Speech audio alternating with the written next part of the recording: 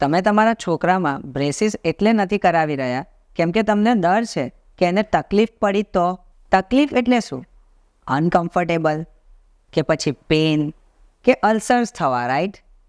હવે સૌથી પહેલી વાત તો એ કે જ્યારે છોકરામાં બ્રેસીસ કરીએ છીએ તો એ લોકો એટલા બધા યુઝ ટુ હોય છે ચેન્જીસ માટે કે એમને ક્યારે અનકમ્ફર્ટેબલ જેવું કશું થતું જ નથી. એ બધો પ્રોબ્લેમ એડલ્ટ્સમાં જ આવે છે. Second, pen.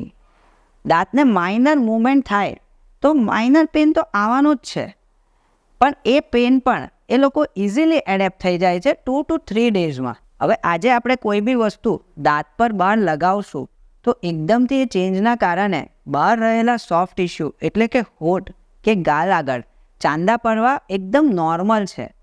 જેવા 2 કે 3 દિવસમાં બોડી એડેપ્ટ થશે એટલે એ ચાંદા પણ જતા રહેશે.